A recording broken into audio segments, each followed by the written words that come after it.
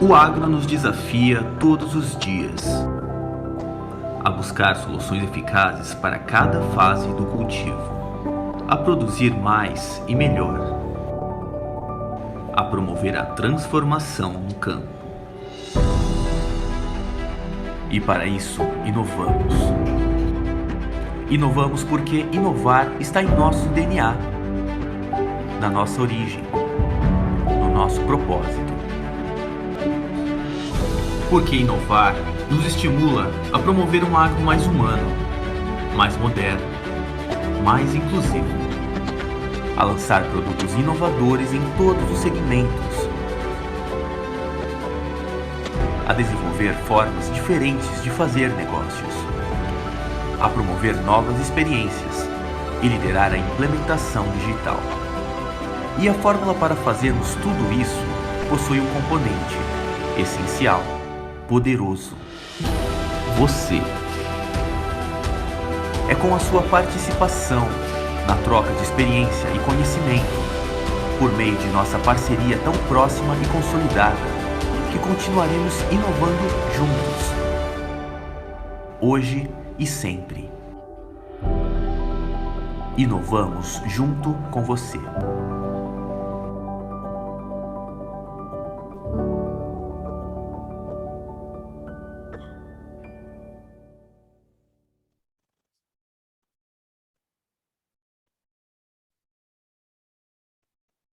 Olá, seja bem-vindo ao maior congresso técnico de bioenergia do mundo. Em instantes, você assistirá a um dos painéis de nossas 12 salas temáticas.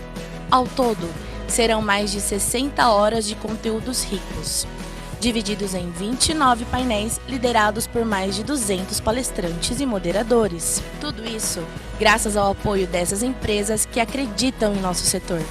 Apoio Ouro, Agrobiológica, BASF, Bayer, Corteva, FMC, Coopert, KPMG, Syngenta, Ubifol, UPL, Apoio Prata, Ihara, Suez, TOTUS. Apoio Bronze, Jacto, Cicobi Paulista. Fique agora com o nosso painel. Agradecemos sua participação e nos vemos em nossos próximos painéis. Um ótimo congresso a todos! 14º Congresso Nacional da Bioenergia, onde a inteligência do setor se reúne.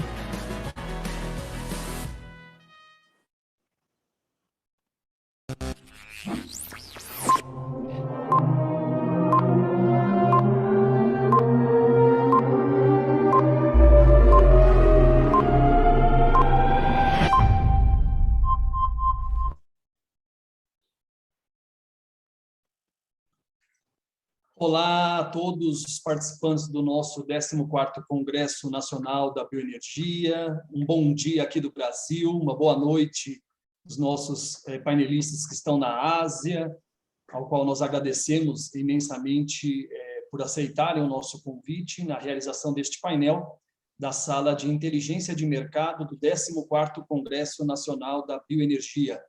Em nome do nosso presidente, Dr. Amaury Peckerman, do nosso presidente executivo, Antônio César Salib, gostaríamos de agradecer a participação de todos painelistas, de todas as pessoas que nos ouvem e nos assistem, tanto aqui na plataforma do YouTube, como também aqui no Zoom, aliás, desculpa, e também no nosso canal da UDOP no YouTube. Então, muito obrigado pela participação de todos. A participação para ouvir, né, e assistir em inglês será exclusiva aqui na nossa plataforma do Zoom, e no YouTube os participantes terão a oportunidade de ouvir na íntegra em português. Gostaríamos, então, de agradecer imensamente, né, mais uma vez, a todos os nossos painelistas. Em especial, nós gostaríamos de agradecer ao Dr. Plínio Nastari, que aceitou, né, o nosso convite de moderar esse nosso painel, o primeiro painel internacional do Congresso UDOP, que esse ano completa 14 edições, né, e dá esse importante passo, né, e vamos discutir hoje um tema de suma importância para todo o setor, que é justamente sobre as perspectivas globais, né, no mercado de etanol até 2030, então nos próximos 10 anos. Então, muito obrigado, né, Dr. Plínio Nastari, Dr. Plínio, que antes da pandemia, né, viajou para vários países da Ásia, inclusive, né, justamente como embaixador oficial do Brasil do etanol, do açúcar, né, ele que tem aberto inúmeros mercados internacionais para o nosso etanol, para o nosso setor. Muito obrigado, Dr. Plínio, em nome da nossa diretoria, né? Um agradecimento também especial ao Flávio Castellari, diretor executivo do APLA, né, o Arranjo Produtivo Local do Álcool, né? O APLA, que é o braço internacional da UDOP, não é, no nosso evento. Então, é o nosso apoio internacional. Muito obrigado, né, ao Flávio Castellari e toda a equipe do APLA também, que propiciou, né, a escolha dos nossos painelistas, enfim, o tema a ser abordado também. Sem maiores delongas, eu gostaria de agradecer, então, né, a participação do Dr. Luiz Carlos Corrêa Carvalho, o Caio, nosso diretor aqui da UDOP, também presidente da consultoria Canaplan. Agradecer também ao Dr. David Halberg, né, ele que é ex-presidente da Associação de Combustíveis Renováveis, né. Muito obrigado, Dr. David, por aceitar o nosso convite. Agradecer também ao Dr. Abhinash Verma, diretor-geral da ISMA, da Índia. Muito obrigado, Dr. Abhinash, por aceitar também o nosso convite. E agradecer também ao Dr. Pipat Sutivsdak, diretor executivo na Tailândia, não é, da Bioethanol Company Limited. Então, muito obrigado, né, a todos os nossos painelistas. E eu gostaria, então, de uma vez mais agradecer a todos e que tenhamos um excelente painel com discussões realmente acaloradas sobre o futuro do etanol. Então, gostaria de passar a palavra ao Dr. Plínio Nastari, nosso moderador, a quem, mais uma vez, agradeço em nome da UDOP. Muito obrigado, Dr. Plínio, a palavra é sua. Muito obrigado, Rogério. Quero agradecer muito o convite da UDOP para estar participando desse painel, um painel composto de 4 grandes amigos, grandes líderes da indústria do etanol e do açúcar a nível mundial. E eu peço licença, então, Rogério, a você, a toda a direção da UDOP, aos participantes. Então, quero cumprimentar também o presidente Amaury Peckerman, o Antônio César Salib, e agradecer o convite, mas peço licença a todos para que eu mude aqui a chave e eu possa falar em inglês para estar assim facilitando e prestando uma deferência, uma homenagem aos nossos palestrantes internacionais e muito graciosamente aceitaram o convite para participar desse painel. Então eu peço licença para mudar a chave para o inglês, tá? Todos têm canal de interpretação inglês e português, então podemos seguir assim. Well, thank you very much, all panelists. I'm very honored to be participating in this panel. I think this is a great topic of discussion. The title of this panel is Ethanol Market Until 2030. It's a very timely issue, in particular, as today IPCC released its report with perspectives for global warming, and a very dramatic conclusion, which at the best, the temperature in the globe will be rising by 1.5 degrees Celsius. And it's calling for urgent measures to control global warming, and certainly biofuels, ethanol in particular, is at the center of this strategy, since it enables immediate implementation. And we have here participants from 4 countries which have been at the forefront of this effort. US, which is the largest ethanol producer since 2006. Brazil, who is the second largest producer, but is the largest user in proportionate terms. We have India, which is marveling all of us from the quickness in which it is implementing larger ethanol use. And we have Thailand, who is also making a big bet towards ethanol. And these countries are here represented first by Mr. Luis Carlos Carvalho, which has been announced by Mr. Rogério Mian. Mr. Carvalho is president of Canaplan and director of UDOP. We have Mr. David Halberg from the US, participating directly from Omaha, Nebraska. Dave is a great friend as well. He is the former president of the Renewable Fuels Association, a great leader for ethanol development in the US, and he was behind and helping Senator Tom Daschle in the development of the Cleaner Act amendments and of a lot of other legislative measures supporting the implementation of ethanol in the US. And I have had the pleasure of knowing David since 1984. So welcome, David. And we also have Mr. Abhinash Verma, who is the managing director, executive director of ISMA, the Indian Sugar Millers Association, which represents all Indian sugar and ethanol producers. We are very honored with your participation, Mr. Verma, and thank you for accommodating the time zone difference. Thank you very much. It's great for you to be participating. And Mr. Pipat Suti Visesak, who is the executive director of KTIS Bioethanol Company Limited, who is also at the forefront of bioethanol production and implementation in Thailand. Great friend as well. Thank you, Pipat, for joining us. Well, what can I say more before we pass on to the panelists? Since the pandemic, we have had difficult times, from the setback in fuel consumption worldwide. In spite of all the difficulties brought by the pandemic, biofuel and sugar producers around the world have proven to be very effective in going around the pandemic, supplying the world with energy and food. And we see now gradually energy markets coming back, and we see the resurgence of not only oil, but ethanol production in many parts of the world. We see climate problems affecting some regions.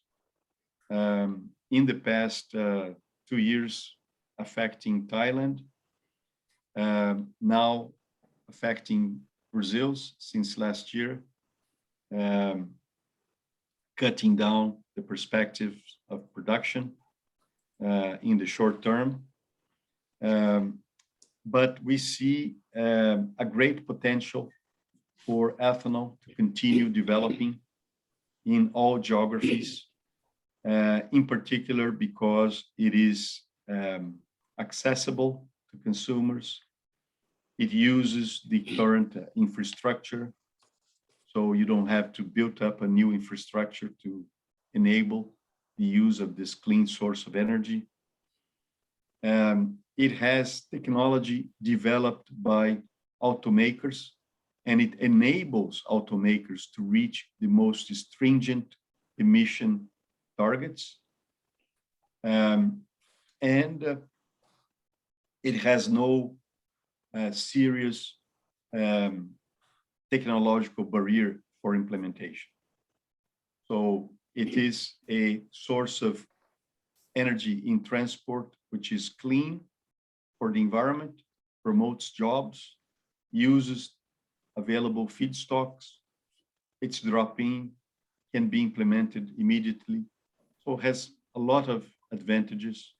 And as the world gets more and more concerned with the impacts of global climate, we are sure that the efforts of these gentlemen who are joining us here today and the efforts of policymakers around these countries and worldwide will enable the achievement of these goals.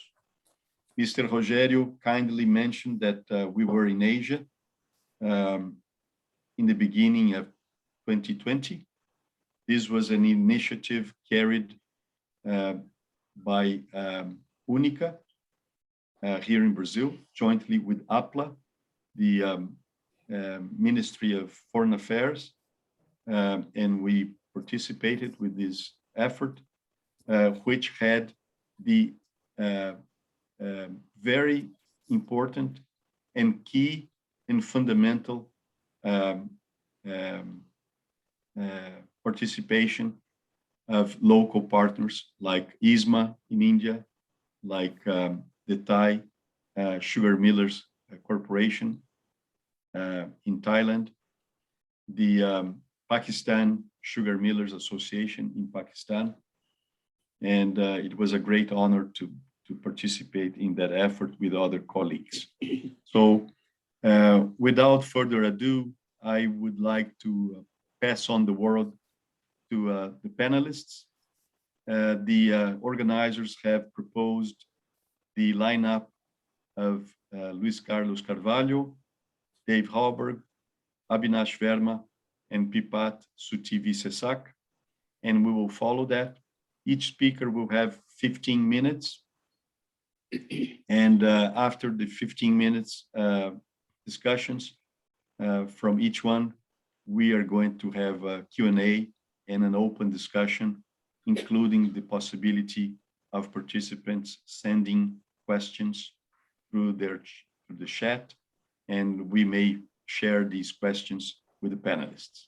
So thank you very much. I'm very glad to be joining this panel with you. I don't know if you would like each one of you to say a few words of introduction. So Luis Carlos Carvalho, if you would like to say hi, and then Dave, Abhinash, and Pipat. Caio. Okay.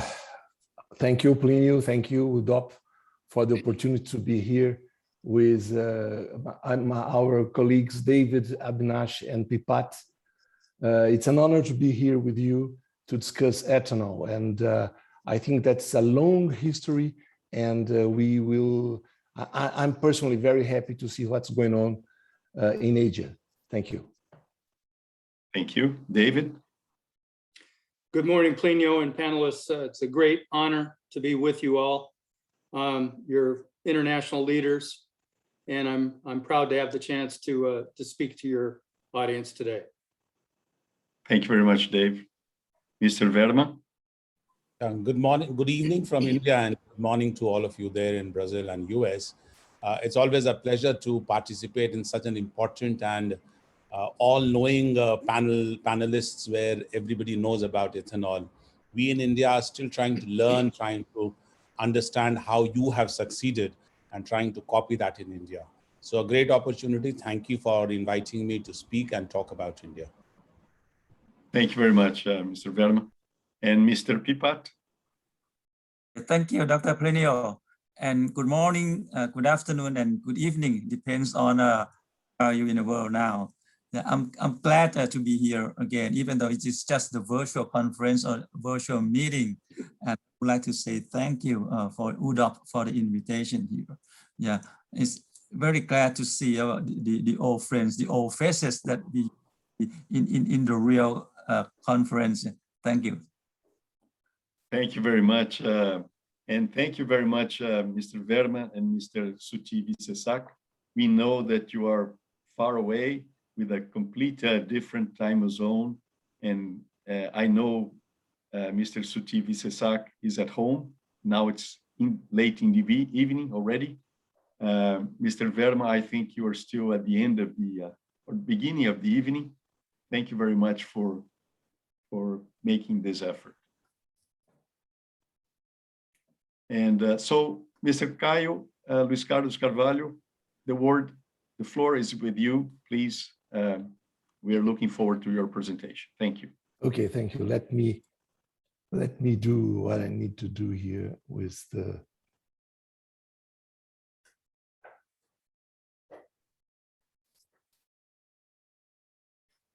Are you seeing Plinio? Is okay? Yes. Okay. Now, if you can put in the presentation mode. Yeah, that I'm okay now. Okay.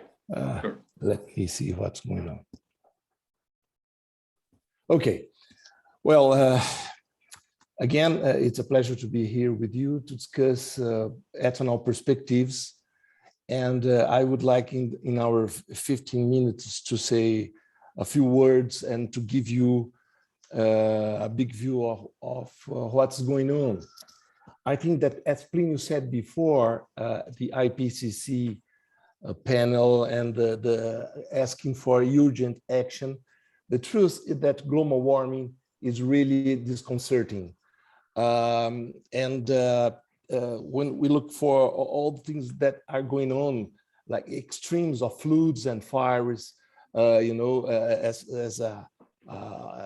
so strong droughts as we are having here in Brazil right now. So there is what we call no safe place.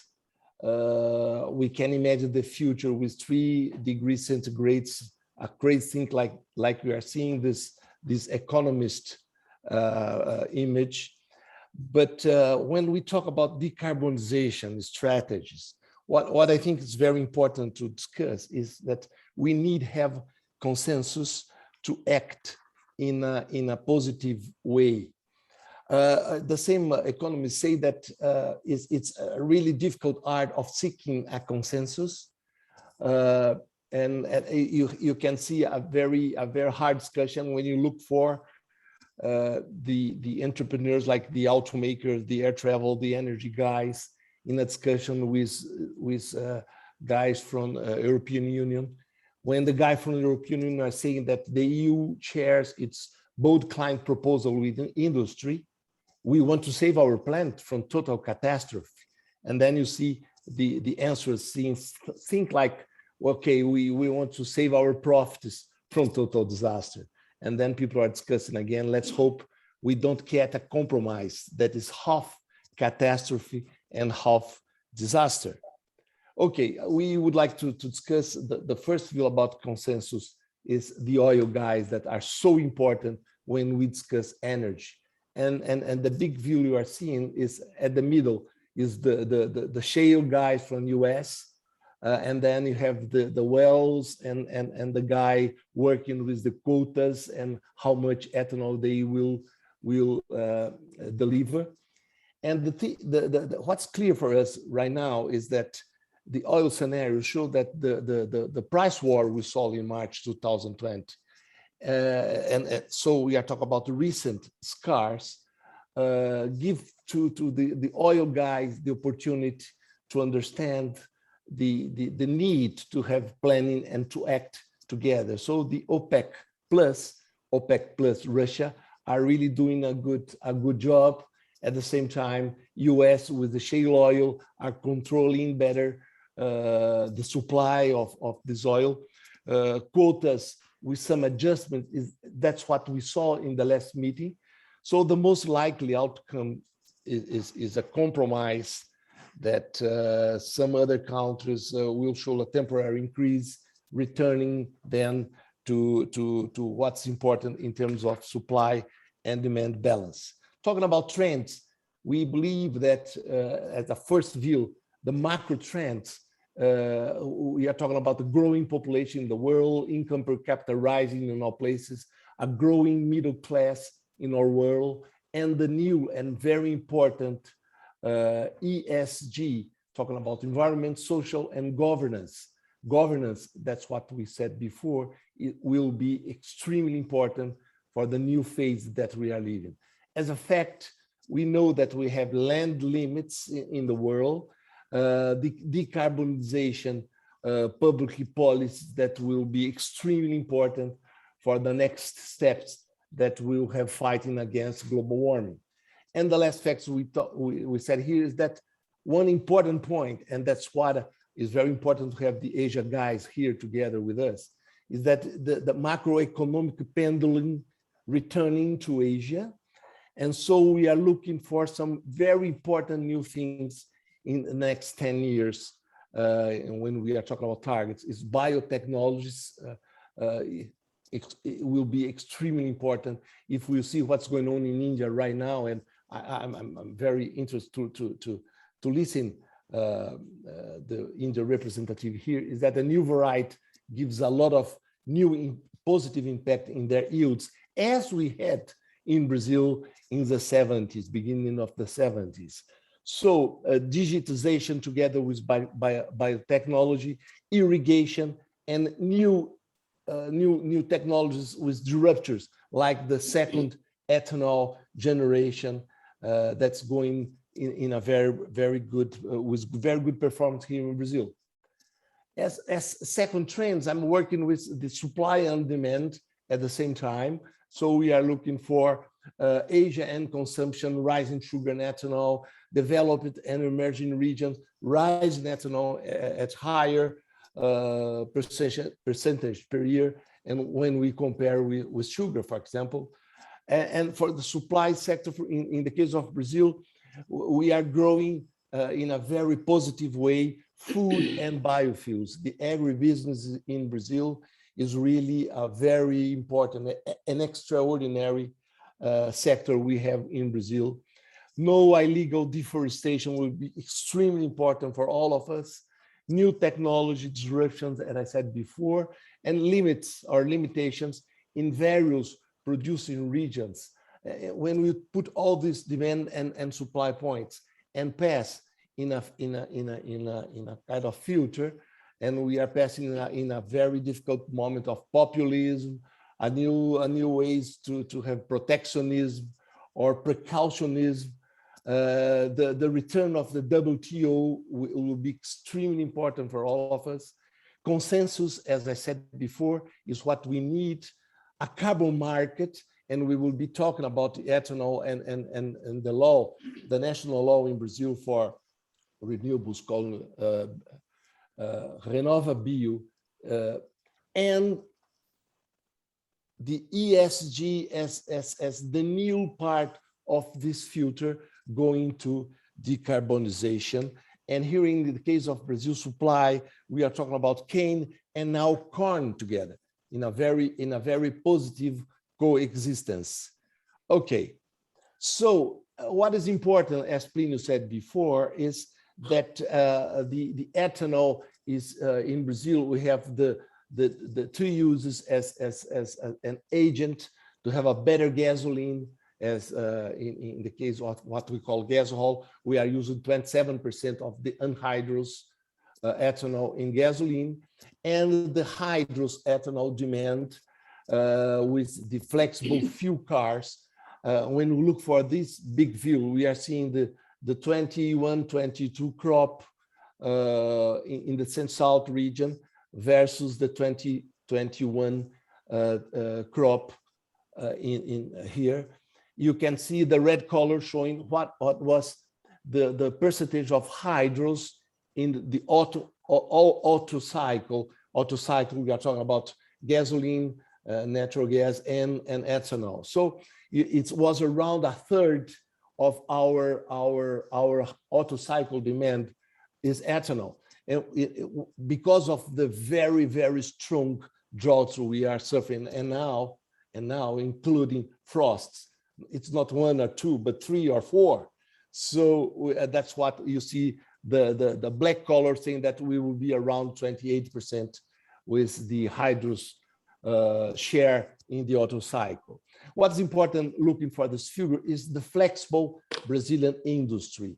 We are flexible in the production of sugar or ethanol, and we are flexible in your cars. We have around 85 to 87% each month of all cars we are producing in Brazil are flexible cars. So this is a very important experience we have here. Okay, so the Brazilian Energy Pact we have in biofuels. We have the law that we call these decarbonization targets defined by the RenovaBio. So what's important to say is that the carbon intensity reduction on the Brazilian transport matrix was 10% up to 2030. And in 10 years, we believe that we will reduce or we will avoid 620 million tons of carbon in atmosphere. So if you look for the right of our slide, you see that since the year 2000, we are as average increasing our renewable energy sources in our internal energy supply in Brazil. So what's important in our law is that we have 10 years view, we have 10 years target for our ethanol production, including biodiesel and other renewable fuels.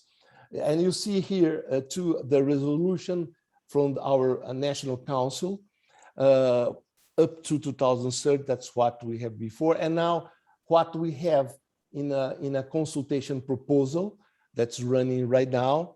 Every year we will see a very important thing like this.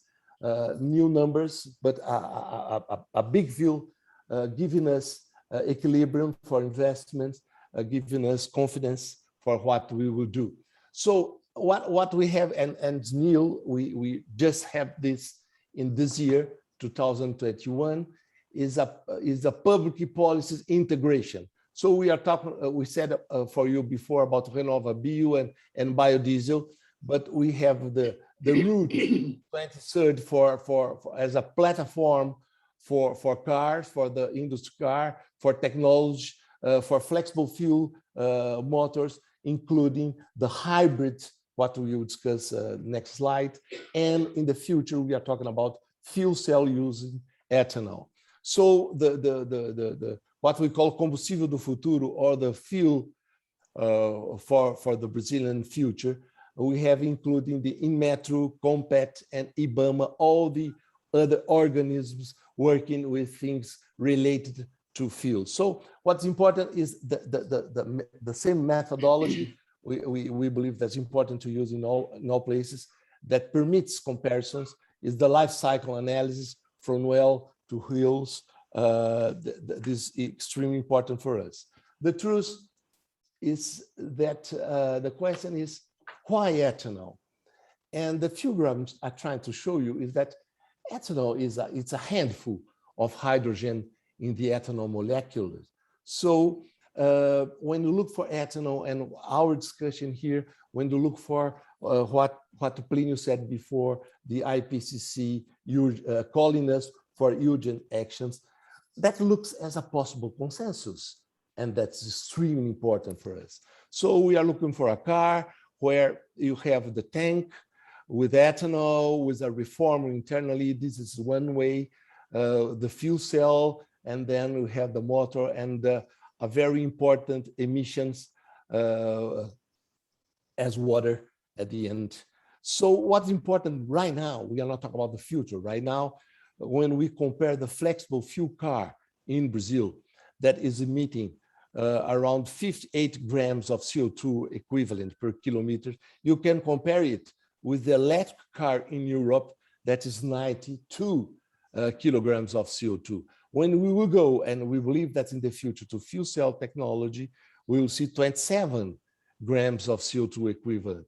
But the data we have right now is a Toyota car ready and selling normally in Brazil is 29 grams of CO2 per kilometer. So it's fantastic. We just have now what we will need. So it's a very important view after Toyota. As I said before, you can see the car, the big Corolla hybrid car we are selling in Brazil. We have now Volkswagen, Nissan, Honda, Fiat, all flex engine hybrid cars. And here we have a view of the German automaker talking about their decision in Germany to do in Brazil, to transform Brazil into a research, development, and production center for flex engines that work with ethanol and gasoline for hybrid vehicles. The idea is to export the technology and future engines to countries in Latin America and also more distant regions such as South Africa, India, or Asia countries that we believe are really going in the same direction. But it's important to say that the big phrase is that productive gains are essential. So when you look for this Amory Lovin's picture and showing that other renewable energies coming for what is the green color is the market prices all coming to these. What we are saying is that it's extremely important to have an evolution going down the production cost of ethanol in all places. This is a curve showing what we did since the beginning of the ethanol program in 1975. In the last years, we are not doing very well, but we are putting all efforts. In the last 3 years, we are seeing again a very important reduction, and that's what we need to do. So it's essential to have investment in technology at the same time that is essential to have a reduction in CO2 emissions. So the last slide is to show what's the Brazilian view to the future. If you see the the 5 columns at your left side, you see that the RenovaBio's target is showing what we need in terms of million CBUs. What is the CBU? CBU is the carbon reality in terms of policy. We are producing a paper all then certified and in our model, and at the same time it means that we will need a cane ethanol consumption as you are seeing here, and a corn ethanol supply. I don't know what's going on, but together you can see a very important growth in this ethanol. Okay, now it's okay. In total ethanol supply. So you are seeing that we will practically double the total ethanol supply, and you can see the figure. We believe that if some problems, we will see a total supply of ethanol growing very fast, and that's what we believe will occur in all places in the world, looking for ethanol as a commodity, as Pliny and I and other colleagues from different places are working hard for many, many years. Thank you. Thank you very much, Mr. Carvalho, for the excellent presentation. Looking forward to what can happen here in Brazil. And your analysis really brings different aspects of production, productivity, policies which are indicating the targets for decarbonization with biofuels in place, and the automotive technology which has been developed in Brazil to adapt and enable this to happen, which may be of use in many parts of the world. I have received a suggestion here from the organizers, given the time zone difference in Asia, that we could and we should bring first the panelists from Asia to present. So David, I'm going to ask your patience, your consideration.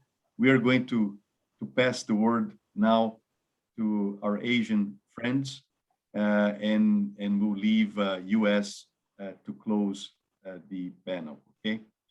Very good.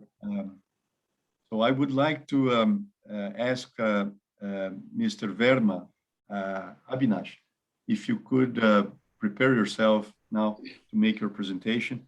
As I said in the introductory remarks, India is capturing all the attention from the rapid way in which policymakers and the government is implementing measures to enable a fast introduction of ethanol production and use.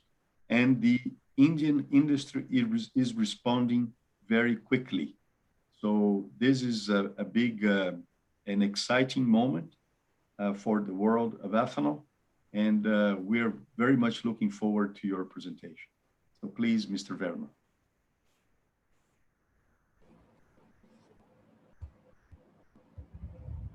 I think you're on mute.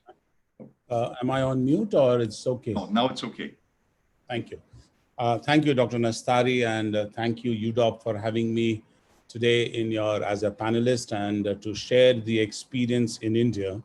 And as mentioned by Dr. Nastari, India is really, and I'm very confident and very happy that in the last about 3 to 4 years, we are really growing very fast in the ethanol sector. Yeah. So just very quickly, how does the government of India look at the ethanol as benefiting the Indian farmers, the Indian sugar industry, the country as a whole? Obviously, it's going to improve the income of the farmers, the sugarcane farmers. And I'm sure a lot of you would be hearing that we are unable to pay to our sugarcane farmers on time because we are not able to generate enough cash flows. So obviously, if we are going to make ethanol and not make that much of sugar, we are able to generate more of cash flows and pay to the farmers on time. Secondly is the government says that this is going to help the sugar industry by reducing that surplus sugar that we make and instead make more of ethanol and improve our liquidity. Third is it certainly improves new investment opportunities, and Government of India is looking at this whole ethanol sector as improving jobs in the villages, because as you all know, these ethanol plants have to be closer to the source or the raw material, which are going to be sugarcane or corn or the food grains in India.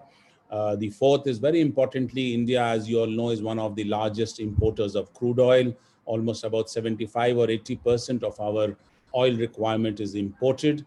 And therefore, if we are able to replace some of that petrol or gasoline with ethanol, it's certainly going to save some foreign exchange.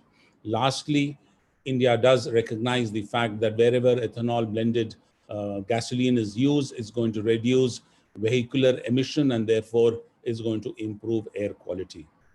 Now, I would say that the Indian ethanol program is developed, or we believe, or we are confident that it's going to develop on these 5 pillars. And therefore, even if one of these is shaken, the other 4 will kind of support the sector and improve wherever we are. Now, very importantly, my friend from Brazil did mention he wants to know about the new variety and the wonder variety that we call in India, which has helped us produce more and more sugar cane and sugar. If you really talk about the sugar cane acreage in India, it's been hovering around 5 to 5.5 5 million hectares. More or less, we have had about 5.2, 5.3 million hectares under sugarcane in the last 10 years. But look at the graph. I mean, the green ones show the sugar production. The yellow ones are the opening stocks of each year. And the black line, which is shown by the red dots or the numbers there, is the domestic requirement or the internal consumption within the country. If you really see, we remember, as some of you would know, that we were infamous for our sugar production cycle, where in 2 or 3 years we had surplus production of sugar, and then a couple of years of low production of sugarcane and sugar. But since 2010-11, you will see that the green bars are almost always above that line, the sugar consumption line, internal consumption line, except for 1 year in 16-17 when we had a major drought in southern part and western part of India. So from 2010-11, we in India continue to produce much more than what we require domestically, which sometimes we feel is a burden on us because we are unable to export into the international market because our sugarcane price continues to be pretty high in India. Now, why and how we have got this higher production of sugarcane and sugar? As I mentioned, that the sugarcane area has more or less been at about 5.2, 5.3 million hectares. So the main reason for the extra sugarcane, which has come mostly from northern part of India and mostly from Uttar Pradesh, is the fact that we have developed this new variety, and over the last about 10 years, it has grown in area. It is covering a larger part of North India, which gives both higher yield as well as higher sucrose content and therefore higher sugar recovery. So it benefits both the farmers as well as the sugar mills in the country. So both of us are very keen on developing this variety. This variety alone is the cause and the reason because of which we are able to produce more of sugarcane and more of sugar. And therefore, from the last 3-4 years, we have started very strongly believing that we can divert a large part of this sugarcane into ethanol and reduce some of that into sugar. About 10 years back, had you asked us to do this, we were not very sure what would happen in the year when sugarcane dropped or there is a shortage in sugarcane and sugar. How do we sustain our investments that we are going to put or would have put in ethanol? But now we are very confident that whatever investments we are making in ethanol, we will have adequate sugarcane or sugar to divert that or use the capacities to make more of ethanol and reduce that surplus sugar, which is kind of burdening us. Now, let me quickly show you a picture. As I mentioned, a lot of sugar is produced in Uttar Pradesh, northern part of the country, which is the main reason why we have suddenly doubled. The Uttar Pradesh was used to produce anywhere around 6 million tons about 3-4 years back, but now they have started producing 12 million tons of sugar thanks to that beautiful sugarcane variety, which gives more of yield as well as more of sugar recovery. Now, 80% of sugarcane and therefore 80% of sugar and 80% of ethanol, which comes from sugarcane, gets produced in these 3 states which are shown in green. India is a large country, large as US or Brazil, and therefore, if we need to blend ethanol with gasoline across the country, we will have to move our ethanol across the country. You will see that the wide portions, which some of them do produce ethanol, but they're not ethanol surplus states. So they will require that ethanol moves from these surplus states, which are shown in green. So therefore, ethanol needed or would be needed to be moved over long distances if we are going to rely only on sugarcane. Now, this is a map which shows about a month back what is the current status. The green portion shows where we have achieved more than 9%. In some of these states, we have achieved even 10% ethanol blending with gasoline. The yellow portions show slightly less, where we have achieved about 6 to 9%. The red ones show about slightly less than 6%. And the gray portions, it's just about started, so we have not reached enough ethanol because those are very, very far from the 3 states which are producing sugarcane and ethanol. And therefore, transportation issues were there, interstate movements were a problem, there were barriers in interstate movements. We all have come a long way developing and kind of restricting those controls and allowing freer movement across the country. So this is the status about a month back. We would like to convert all the states in the country into this green next year, that is 2022, which is the target given to us by the Government of India to achieve 10% all India average and reach ethanol across the country. Now, what is the year-wise estimation? This is a detailed study done by the Niti Aayog, which is the planning commission of Government of India. And they have projected these numbers from 2021 onwards. 2021, as you can see, the second row from the top is 2021, wherein we are expecting to achieve about 8.5% all India average ethanol blending with gasoline. For that, we will supply or would be supplying about 3.25 billion liters of ethanol.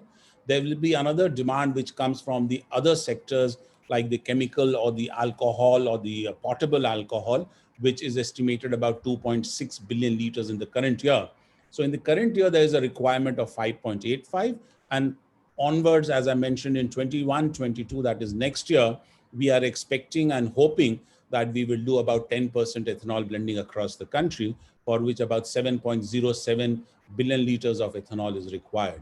If you see the ethanol requirement projections for blending, which is the third column from the left in the middle one, you will see that that is increasing very fast from about 3.25 billion liters in 2021 to a projected requirement of 10.16 billion liters in 25-26, which is kind of a target that the government has given itself and us, that we want to replace 20% of the gasoline by the year 25-26.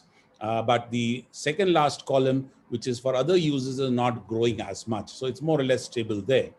Now, this is the total requirement. Now, let me do a comparison of this total requirement as shown in the last one. Here I've copied that in the third row, on the middle row, and then kind of projected how much can we supply from the surplus sugarcane or surplus sugar that we are producing instead of trying to export it at a loss or burdening ourselves.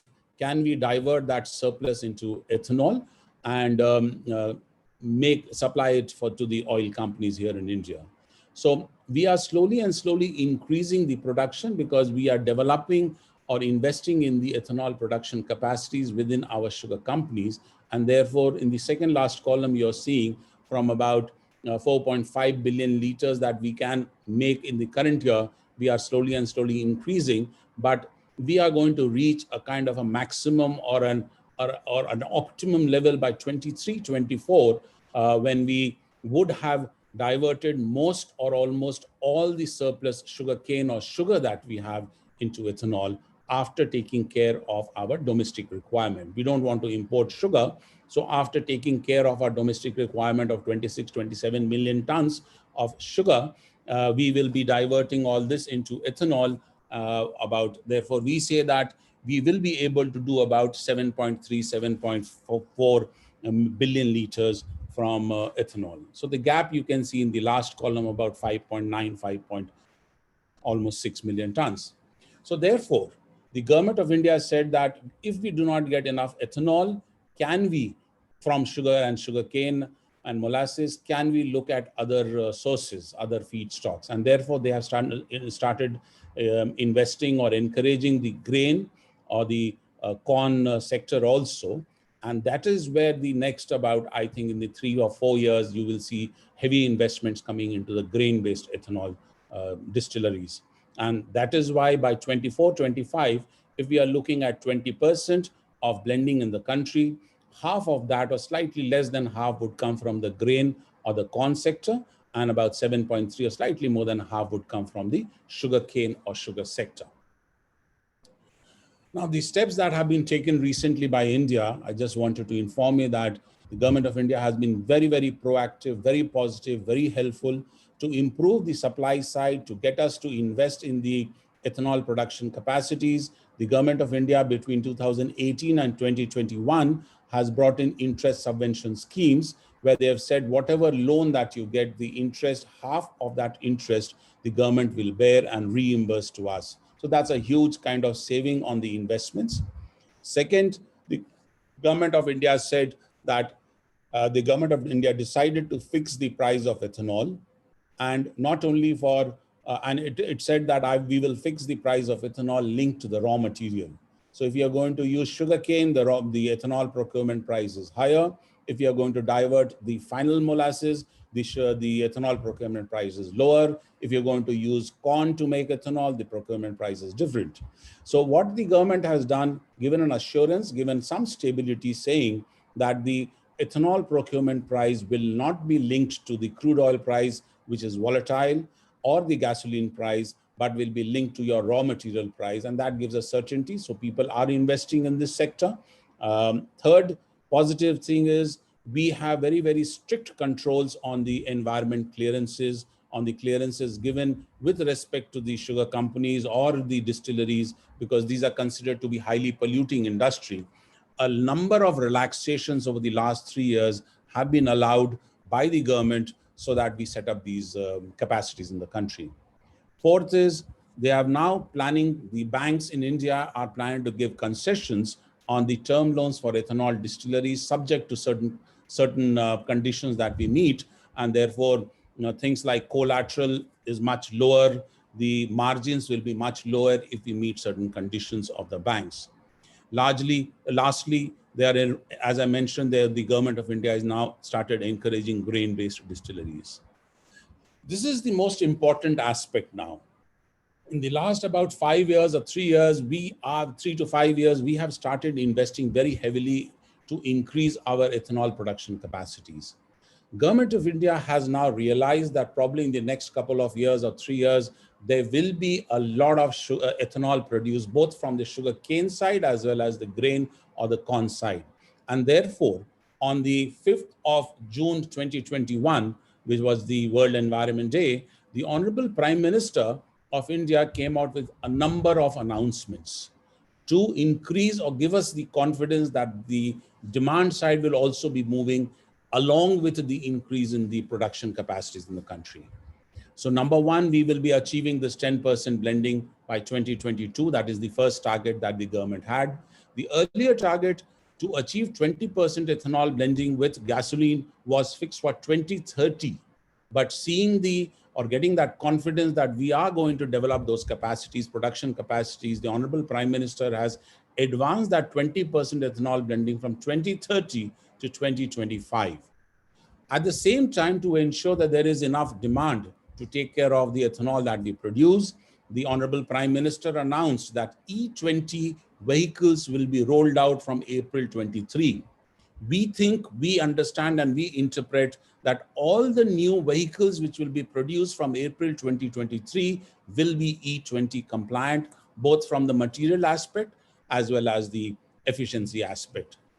Thirdly, the Honorable Prime Minister has also inaugurated 3 gasoline stations on a pilot basis to sell E100, to encourage at least the two-wheeler flex fuel vehicles to come out in the market. So that's another step that has been taken.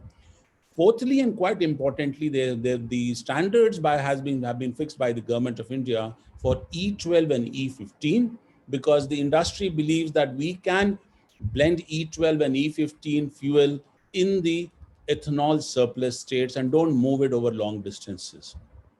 Lastly, very importantly, today, we do not have a single flex fuel vehicle in India. So that is under discussion at the topmost level. Various kinds of discussions have happened, and we expect an announcement on the standards of flex fuel vehicles very soon from Government of India. So you might see the automobile manufacturers also kind of coming in and developing flex fuel vehicles in India. Just concluding, my last slide.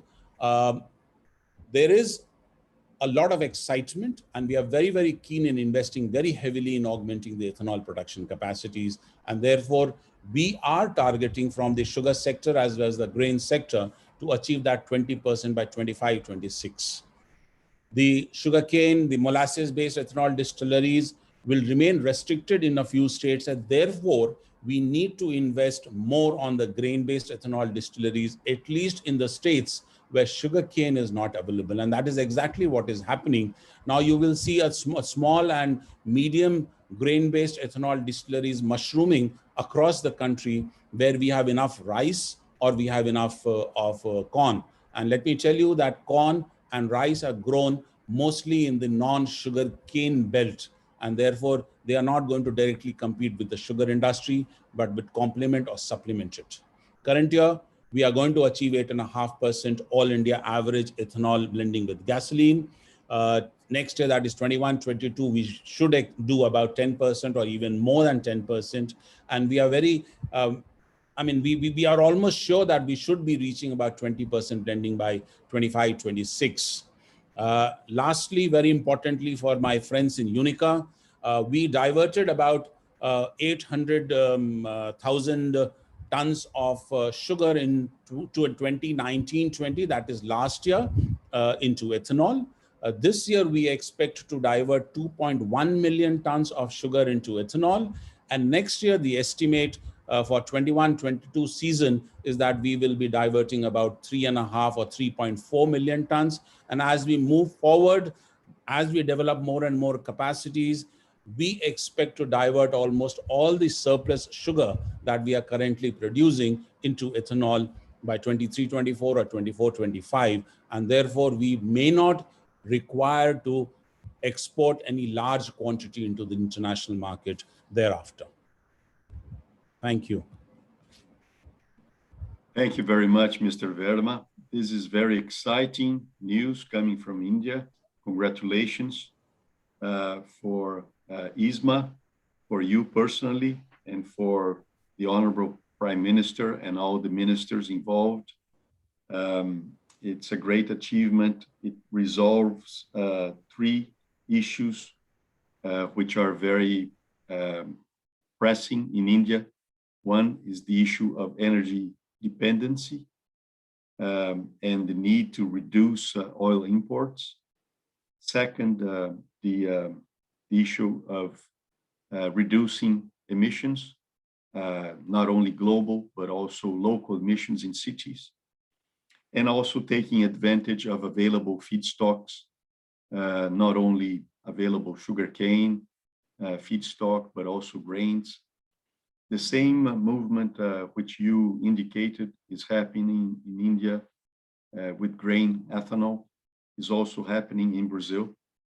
In the past 5 years, corn ethanol production has evolved from 140 million liters to expected 3.3 or 3.4 billion liters this year, and projecting to reach 8 billion liters by 2027-28.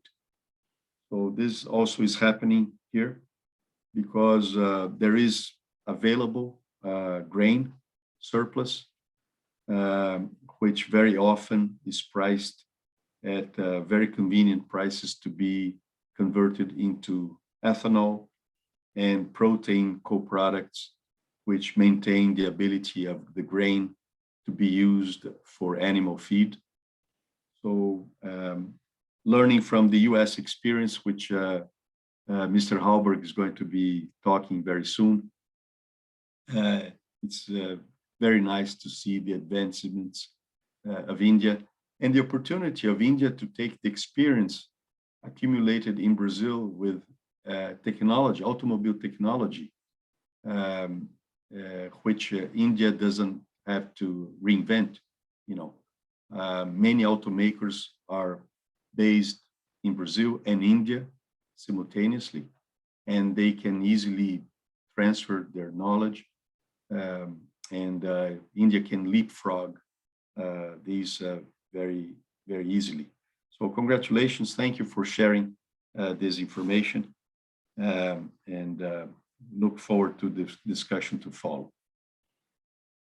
Mr. Pipat Sutivi Sesak, thank you very much for holding up.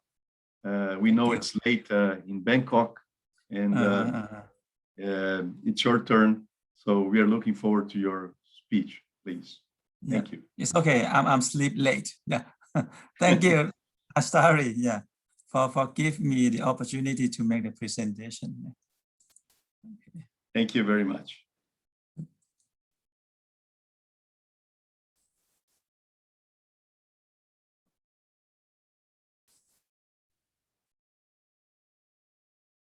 And I have to say the congratulations to Mr. Verma to India that successfully developed the ethanol industry in your country, and is totally different from my country. Yeah.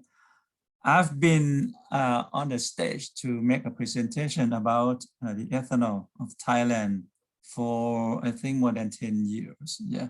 And I met many faces here, met Mr. Verma many times in many conferences. Yeah. In the past, I was very proud that Thailand was doing very well in the ethanol industry. But today, many things change. Yeah, even though the target of the renewable energy remains the same at the 30%. Yeah, but they just change the detail, increase the target of the electricity, the RE electricity, yeah, from 4.27% to 7%, and they reduce the target of the biofuel down from 6.65 to 4.24.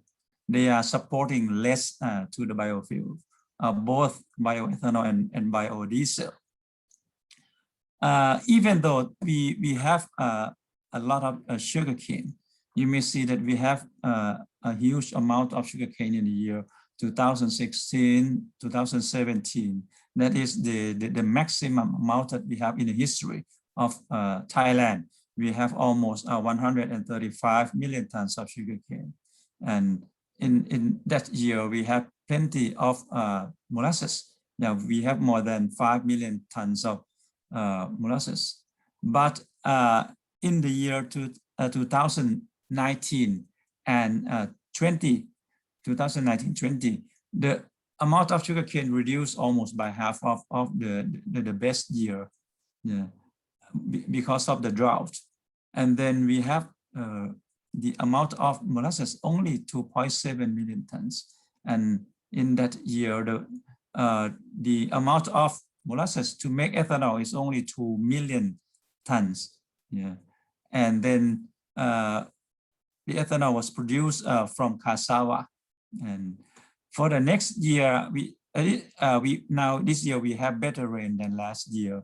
So we expect to have 80 million tons of sugarcane this coming year.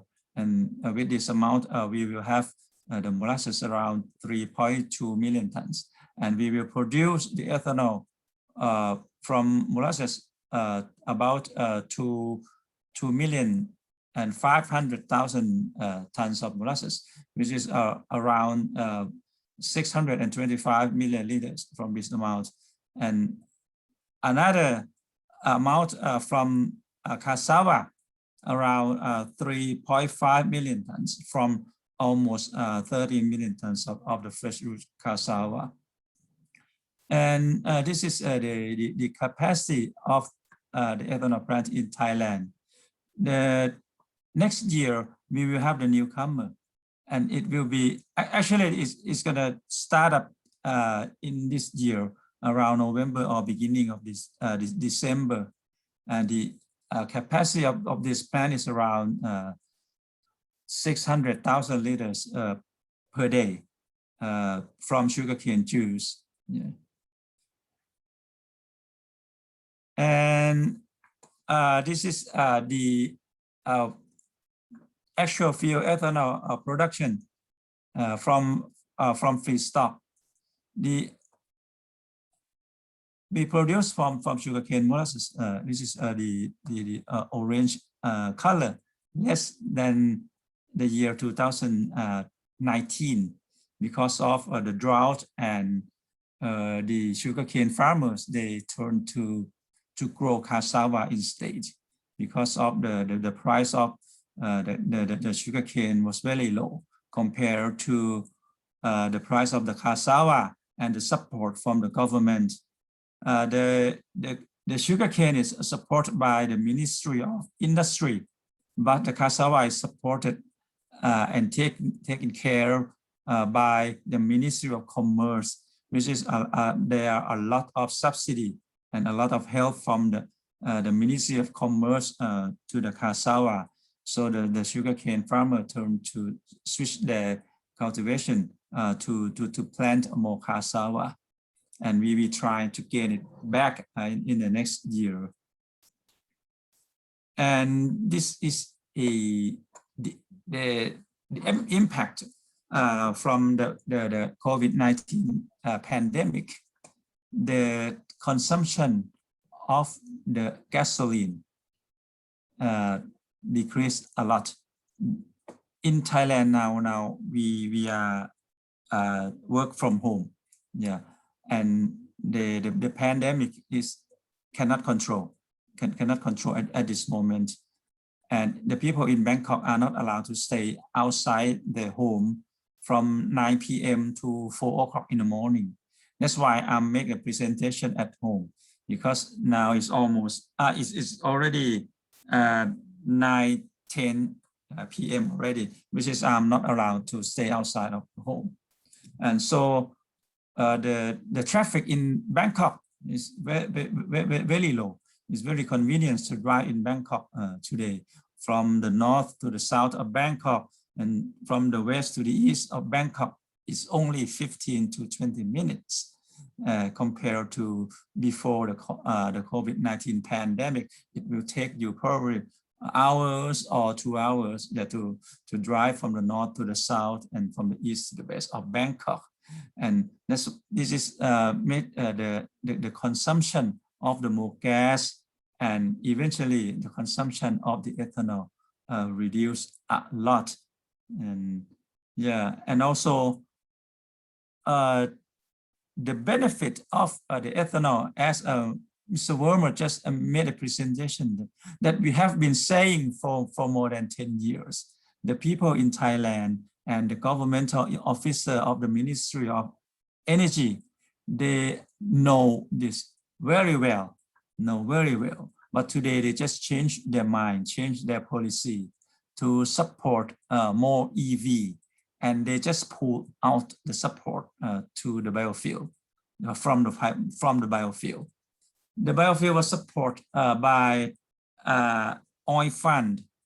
They give the subsidy to the E85 and E20, and they collect the levy from the E0, E10 to pay to the oil fund.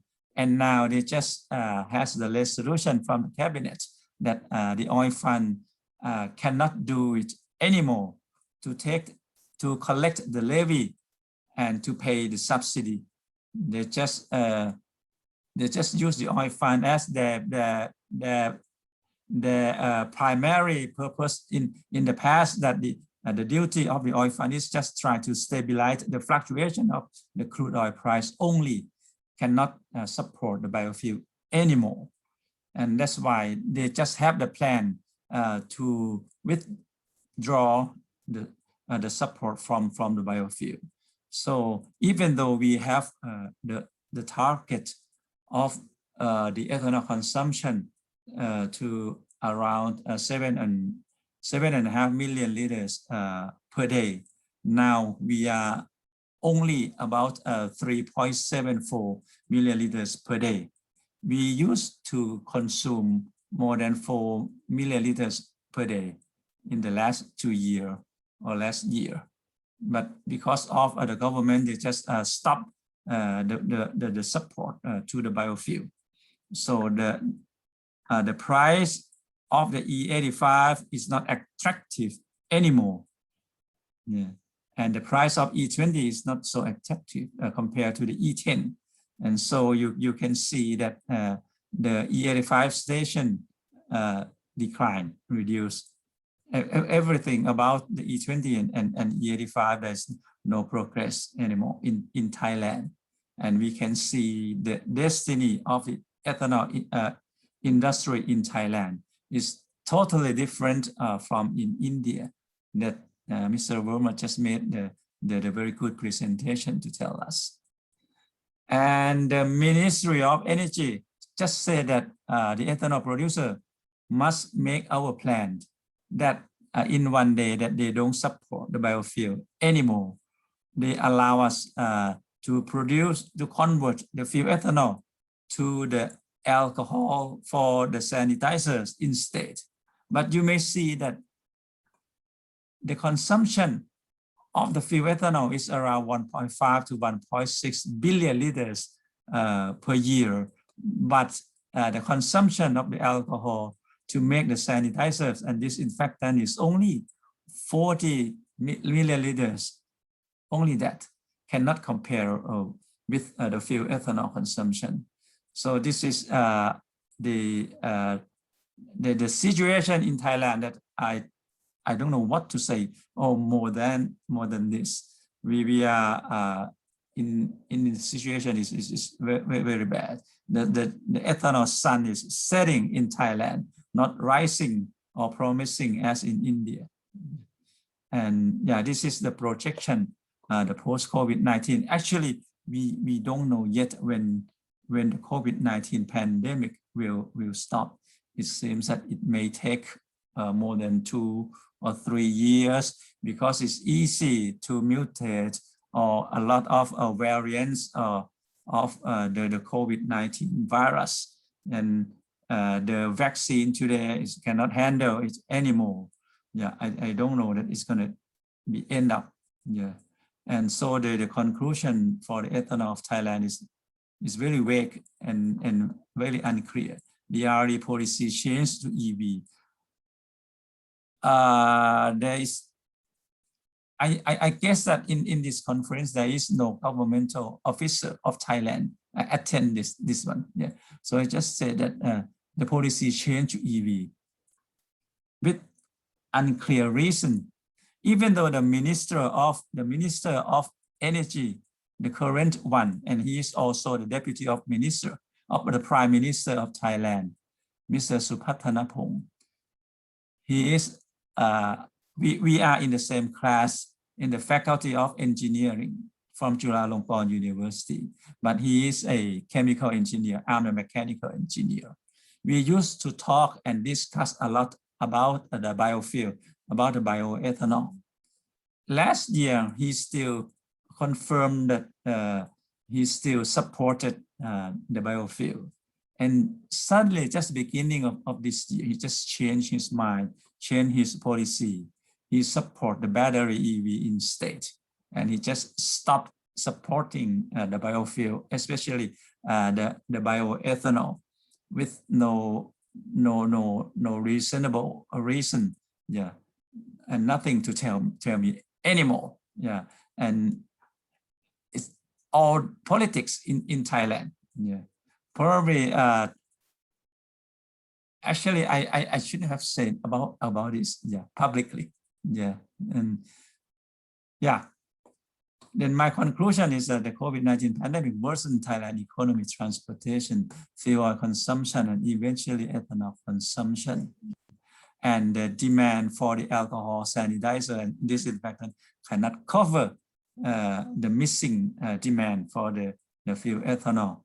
And I have to work more to my friend that have to change his mind to convince, and probably he will back to support the biofuel of Thailand. And because we have the feedstock, the sugarcane, the molasses, and the tapioca, more than enough to produce ethanol. Yeah, to make our target, to achieve our target that is written by the people of the Ministry of Energy. Yeah, this is my presentation. Thank you. Thank you very much, Mr. Pipata Sutibi Sesak, for sharing your heart with us. We really understand the regional importance of Thailand, not only as a sugar, ethanol, but also an automaker producer for the region. Yeah. And we are ready to be at your side to help. Thank you. You relay the message to government officials in Thailand, whom we respect and appreciate very much from the contact we had with them, so that they understand the strategic reason why ethanol is so important. In particular, as we move towards the so-called age of hydrogen,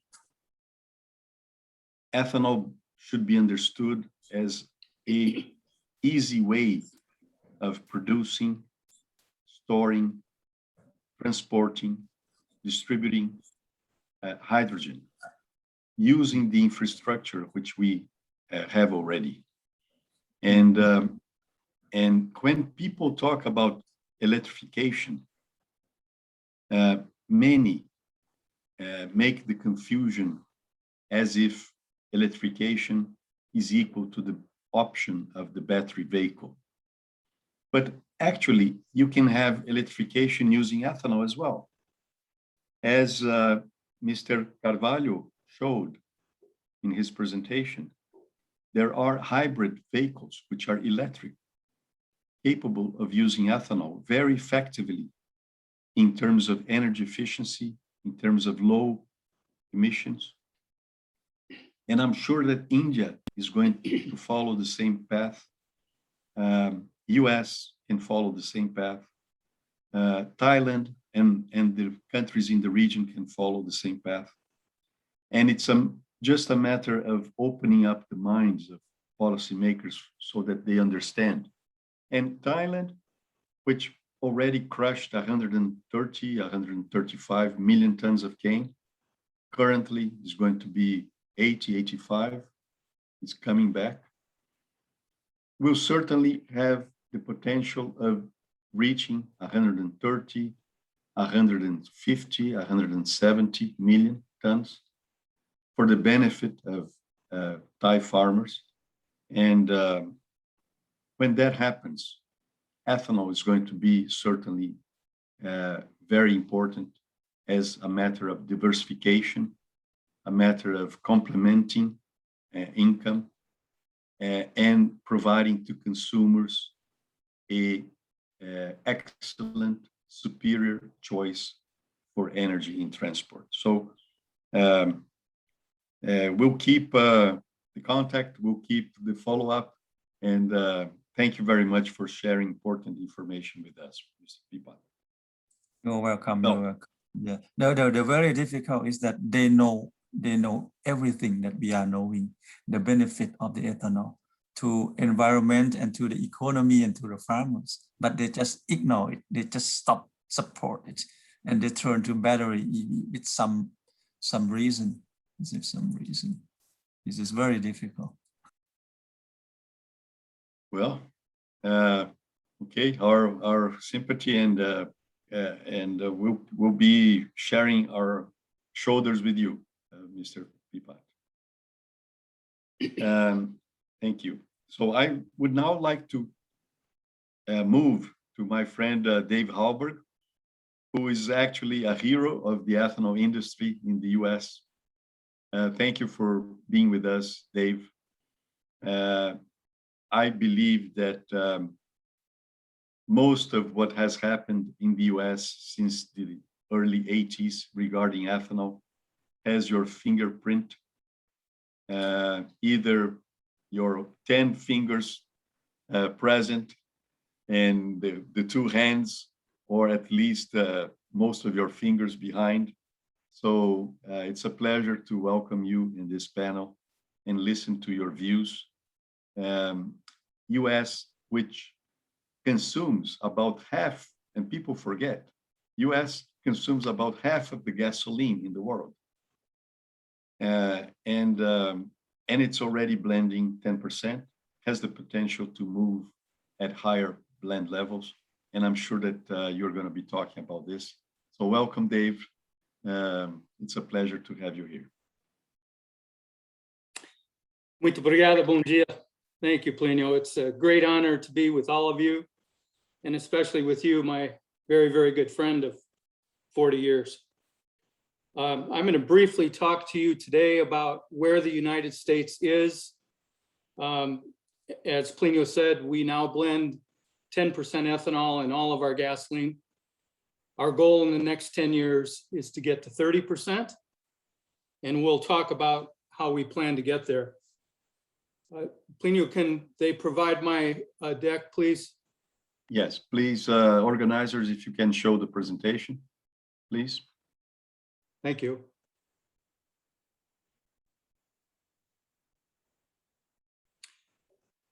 Next slide, please.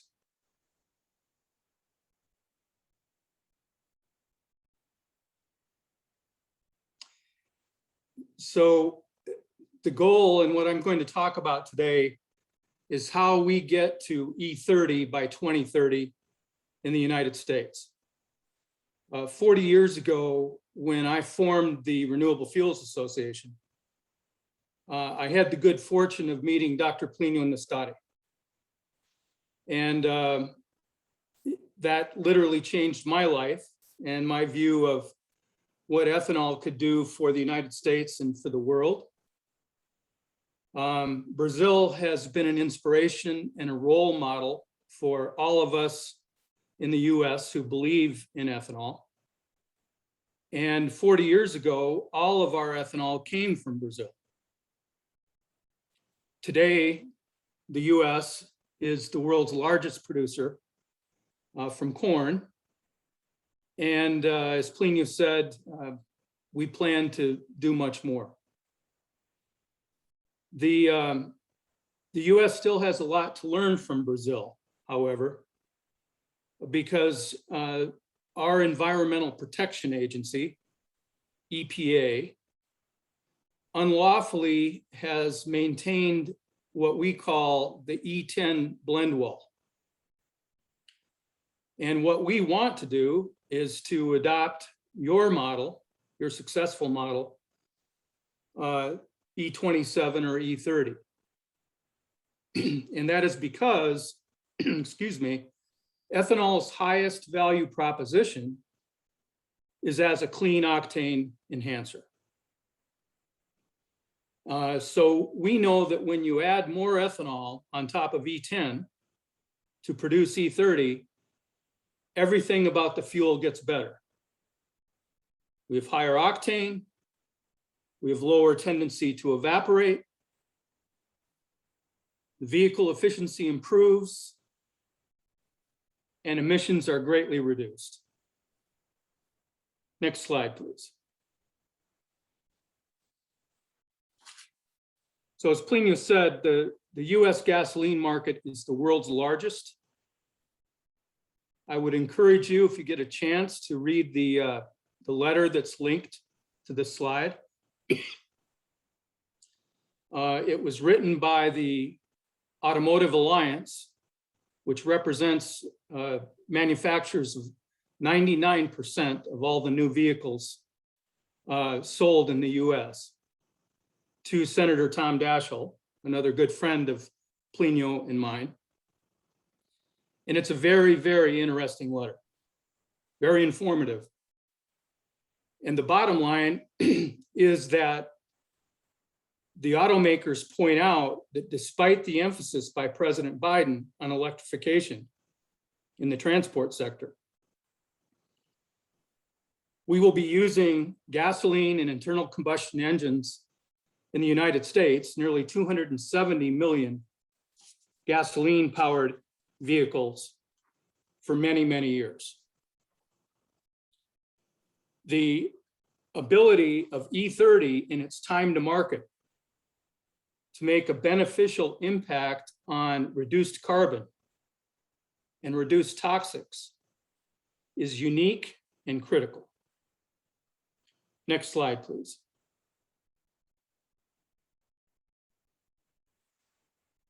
So this is an important slide and an important set of charts. The United States is in a unique position in that we no longer depend on the Congress for policy to drive growth in ethanol demand. The laws that are needed are all on the books. They've all been passed. The EPA has pretty much sole regulatory jurisdiction over US transportation fuels and vehicles. And so that is where we have to direct our efforts to make sure that they open their eyes to the need for changes in their policies. And their biggest barrier that we are fighting at this point in time is the artificial E10 blend wall. And we are going to work with automakers and agricultural supporters and health experts to change EPA's mind. Very quickly, the charts on the right, as you can see, show a 50-year span from 2000 to 2050 for both ethanol and gasoline consumption. If you unpack those slides, there are several key points. The first is you can see that ethanol, even after 20 years, had grown very slowly until the RFS, the renewable fuel standard, kicked in 2005. The growth was explosive until we hit the blend wall in 2014. And that is where 14 billion gallons per year of ethanol were blended into 140 billion gallons of gasoline. From there, you can see the flat line that the DOE, Energy Information Administration, predicts for ethanol for the next 30 years, unless there's a major change in policy. The chart to the right is also interesting in that consistent with the Automotive Alliance letter, EIA predicts that gasoline demand will remain relatively flat. And despite the emphasis on electric vehicles, even in 2050, demand for gasoline in the United States will be over 100 billion gallons per year. Next slide, please.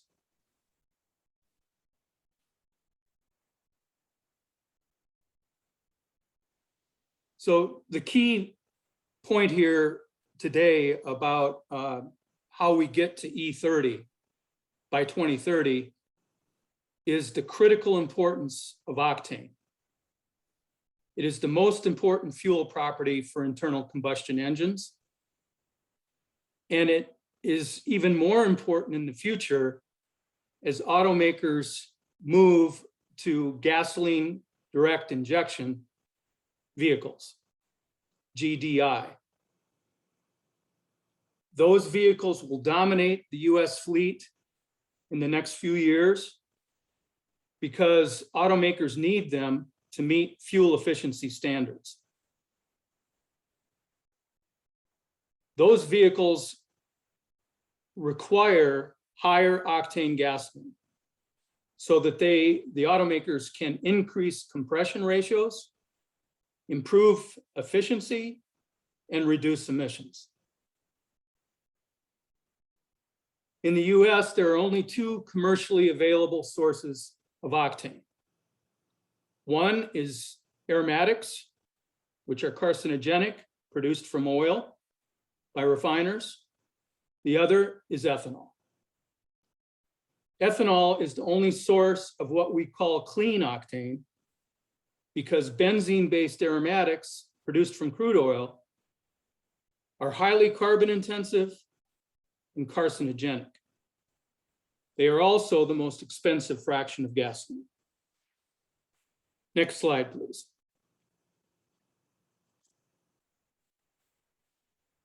E30 has superior properties that are critically important.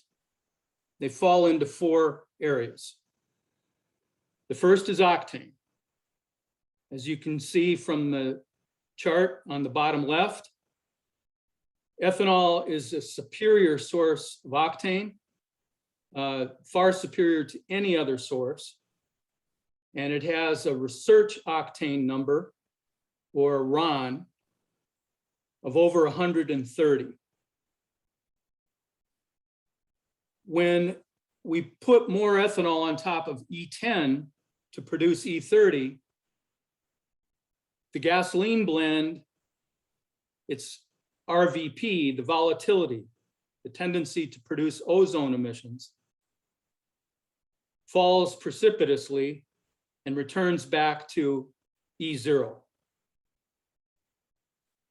Corn ethanol's carbon footprint is now on its way to net zero, and new science proves that high yield corn acres are a major carbon sink.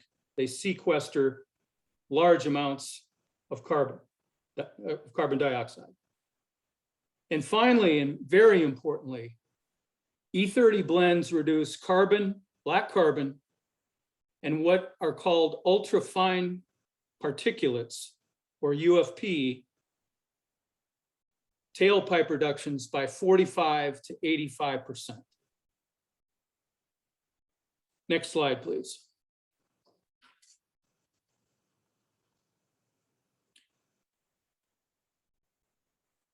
So we've talked about EPA and its unlawful barriers to E30 use. Their priorities, for whatever set of reasons, we're not sure what is driving them, are inverted, and they are highly vulnerable to challenge and reversal. The fact of the matter is that EPA has told Congress that 90% of all the benefits, health benefits from the Clean Air Act will come from reductions in particulate matter, or PM, and its associated toxics, and that the ozone emissions only account for 10% of the health benefits. EPA is focused only on ozone and has ignored particulates and toxics, despite what the law directs them to do. It turns out that gasoline aromatics, or BTEX, is the predominant source of the most harmful particulate matter and toxics. And even worse, gasoline direct injection, or GDI engines, do not capture these dangerous pollutants. They make them worse. They increase particle number and ultrafine particulate emissions by a factor of 100. Ethanol does not produce PM emissions and does not produce these toxics. Consequently, by law, and we will prove this in a court of law if necessary, EPA is legally required to improve US gasoline quality by encouraging E30 fuels. Higher octane, lower carbon, lower RVP, lower toxics, and lower ultrafine particulates. Next slide, please.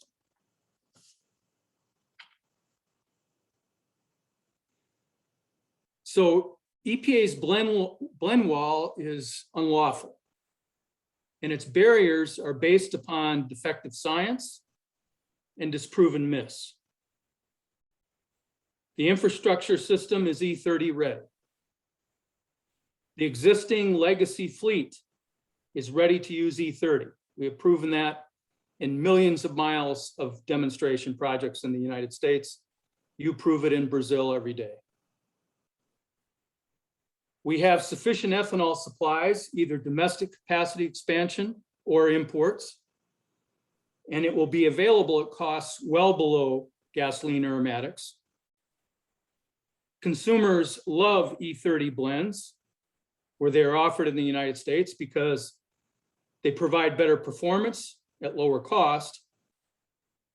And one thing that policymakers are learning here in the US from Senator Daschle is that a nationwide E30 program would reduce US oil imports by 1 billion, with a B, billion barrels per year, which at $100 a barrel would be $100 billion per year, or in 10 years, $1 trillion that could be spent on healthcare, education, infrastructure, and other important needs in our country.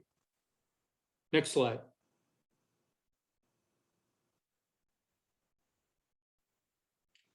So how do we get there? Well, fortunately, as I said, we don't need to try to convince the Congress to pass new laws. These days, that's very difficult in the United States. But we have two regulatory pathways that offer us a cost-effective near-term solution to get to E30 by 2030. The first is the fuel efficiency and carbon reduction rule called SAFE 2, which will be finalized at the end of this year in the fourth quarter. The second is the fine particulate matter, or PM rule, which will be proposed by the second quarter of next year. So they're both coming at us quickly, and Senator Daschle's alliance is working to inform and guide senior Biden administration officials on how to get there. The link is to a letter that Senator Daschle sent to President Biden. I think you would find it very interesting. Last slide, please.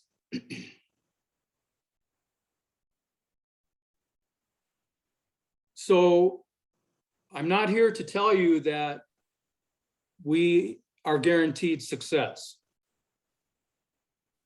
We have a lot of work to do. EPA is a formidable foe. But the prospects are improving for E30 by 2030. President Biden's new EPA administrator has said many times that he will be driven by science and the rule of law. A nationwide E30 fuel standard definitely meets both of those criteria. So I believe E30 by 2030 will complete the circle, and it will bring the vision that Plinio and I saw 40 years ago to full circle. Thank you for your time and the opportunity to be here today. Thank you very much. Thank you very much, David. I think you wrapped up with your presentation everything which was said by the previous panelists. And I can only comment that it's really important what you stressed about the value of ethanol as a substitute of BTX, not gasoline, because BTX has usually a price which is 30 to 40% higher than gasoline. And people usually mistake ethanol as a substitute of gasoline, and it's not. It's much better than that. And the value of ethanol as a reducer of fine and ultra-fine particulate matter is incredible for the environment, for health, because these particulate matters are so fine that they not only enter our lungs, but they enter our blood system, and they carry a lot of toxic elements with them. So we are permanently breathing this pollution, and there are big examples. Brazil has been implementing the so-called mid-level blends higher than 20% since 1978. 1978. Since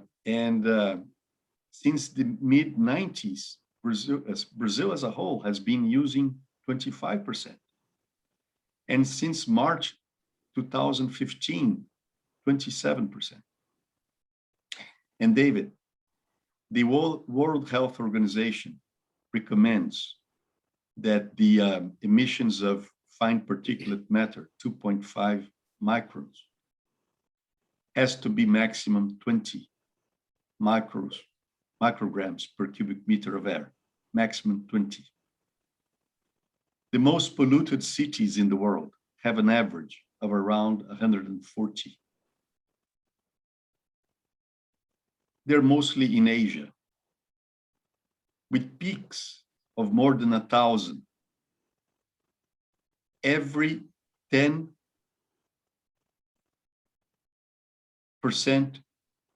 or every 10 micrograms per cubic meter reduction increases lifespan or reduces mortality by 6%. 6%. You know São Paulo, David. São Paulo is a city of over 20 million people, has over 8.5 million cars, and in São Paulo, 64% of gasoline is being substituted by ethanol, 64. By the 27% blend and by the hydrous ethanol, E100, which is used by the flex fleet, which we hope is going to be used in India, in Thailand, in Southeast Asia, in Africa, in Latin America, and I hope it comes back to the US. You know what is the concentration of particulate matter in São Paulo? 16. 16. Exactly because of what you pointed. So imagine the value of this, in particular in a period of pandemic caused by health and respiratory problems of people. So I'm sure that we are all of us here and all the people who are listening and will be listening to this panel are in the same path. You know, we are concerned about what is right and what is economical, what is good for the environment, what is good for health. And I think the presentations that Mr. Carvalho, that Mr. Verma, that Mr. Pipat Sutivisesak made only add to the knowledge that exists and adds a lot. And in some areas bring us a lot of hope for the efforts which are being made and gives us more strength to fight for the changes needed so that people recognize that this is the right pathway. So before we go to the questions, and I have a few, I can only thank you all, Mr. Carvalho, Mr. Verma, Mr. Pipat, and you, Mr. Halberg, for your presentations. And I have an initial question to Mr. Carvalho, which is the following. Caio, when do you think we will start to have investments in expansion of distillation capacity to meet the decarbonization targets which have been established by for RenovaBio? Okay, Plinio, this is a $1 billion question. Huh?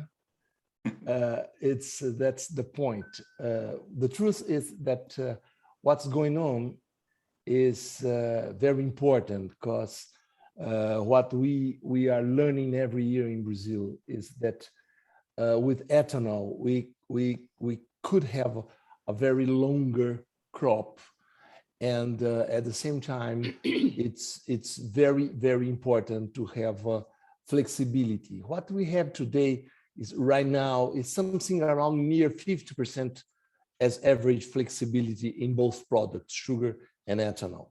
And we believe that every year what will occur clearly for us is that we will see an increase in investment in the ethanol product.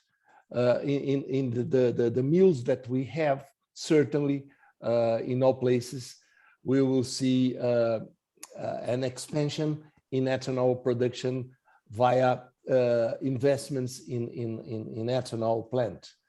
At the same time, I believe that with all this pandemic, with all these problems we are having, I believe that in the next 2 years, we will see a rearrangement in our volatility in terms of yields, a return in better yields, and certainly with some new important things like irrigation. What we are learning is that irrigation is fundamental for some very important areas that we could see and a very important investment in jobs and in agriculture.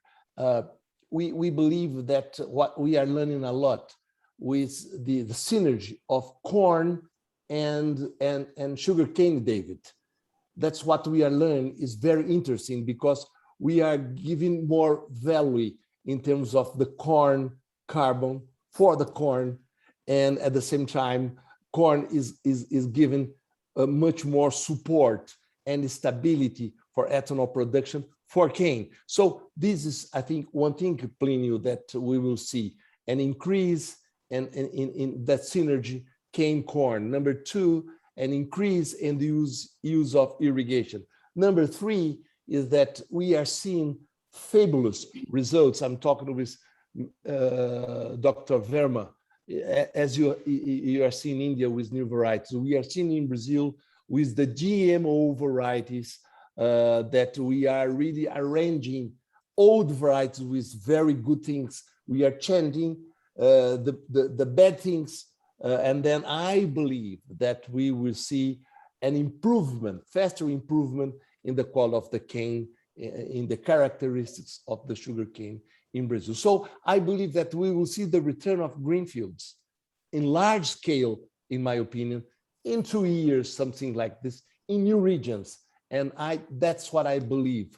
And remember, working together with soybeans, corn, in a very important thing that we learn here. Let me talk with Mr. Pippet and Mr. Verma. They are sugarcane guys, as I am. We are learning that we are increasing or have a better quality of the soil. We call the biodynamics of the soil certainly increase a lot better when we are using these different cultures at the same time. I think this is the new view of Brazil. Thank you. Thank you very much, Mr. Carvalho.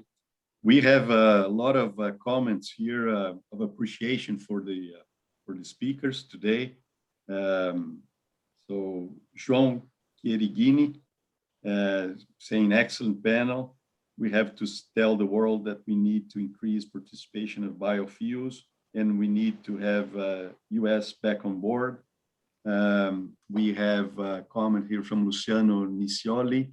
Thank you for the excellent subject covered and for knowing how other countries are seeing how it is a path of no return, but each one with its obstacles, but it's not a fight in vain. But I have here a question which I think should be addressed to Mr. Verma. Comes from José Roque, and he says, what happens if China and India make an agreement towards ethanol production? And what would be the consequences to the world of such an arrangement? So, Mr. Verma? Avinash, are you still with us? I'm not, yeah, I'm right there. I'm Okay. not very sure whether India and China are going to have a collaboration on ethanol production. But yes, I mean, we certainly look at the ethanol sector having a very great future in India, largely because there is enormous scope of increasing the yield, both in the grain sector, corn sector, and if you would know that India has a very poor yield in the corn sector of just about 3 tons per hectare. That's very, very small. I mean, we are even lower to our neighbors in Pakistan, which gets 5 tons per hectare, or to US, which gets about 11 tons per hectare or more. So there is enormous scope of increasing the yield, and then like what we have done in sugarcane in the last 5-6 years, we can increase the availability of corn. We are not very sure whether we will be in the export market very soon, because if we look at the Brazilian model, we are looking at about, say, 25-27% of ethanol blended gasoline. Plus, if we get the flex fuel vehicles very soon on the roads in India, we can copy what Brazil is doing at 47% or even more at the all at the gasoline level. So I don't know whether a collaboration with China is the requirement today for India, or whether it's going to be a requirement for China. But if they do want technology or they want the policies, we are certainly there. Well, what I can say, Mr. Vera, is that Brazil and India will certainly be available to collaborate more and more. And we hope that China improves its policy for biofuels. But if China doesn't move as fast, I'm sure that India and Brazil will provide the necessary background for those advancements to continue to happen. So thank you very much. Appreciate your response. I have a question to Mr. Pipat Suti Bisesak, Yes. which is, we know Thailand is a very important country in the production and exports of vehicles in Southeast Asia. So it's a very key country in that regard, for motorization and the option of what happens in Asia. So do you see room for increased cooperation with India, with Brazil, with the US, so that we try to increase the discussion about policy options in energy and environment in Thailand? Because Thailand is very important in Southeast Asia, as is, of course, India, for a regional supplier of cars. I think there's room for something to be done, so that the minds of people who are in charge of defining public policy recognize the value of what we're talking about. Yeah, it's a very, very good question. Yeah, when the policy change to emphasize on the battery EV more and more, with unreasonable, yeah, but we don't understand. Not only the ethanol industry, which is not happy, but also the automakers, auto part maker, also they are not happy with this one. They look this policy as a threat, that probably the complete built EV from outside, a very cheap one, can import, can enter into Thailand, and the auto parts maker and the auto industry in Thailand will collapse. They cannot compete with the complete built EV from other countries that can enter. And we have the agreement with China with no tax. with no tax for the EV from China also. But maybe by environmental regulation, Mr. Dipat. Because as Mr. Carvalho showed, the emissions in the life cycle assessment coming from electric cars using ethanol are very low. We're talking about 27 grams per kilometer, and can be even lower when we take into account the carbon sequestration that sugarcane enables, which is not being taken into account. As Mr. Halbert indicated for the case of corn in the US. But when this is taken into account, it becomes a carbon sink. And I doubt whether on a life cycle assessment, battery vehicles will match this performance, because it's all a matter of where is the source of energy coming from and the carbon emissions of producing and discharging the batteries. So I think it's through the environmental legislation that we have to turn this around, you know.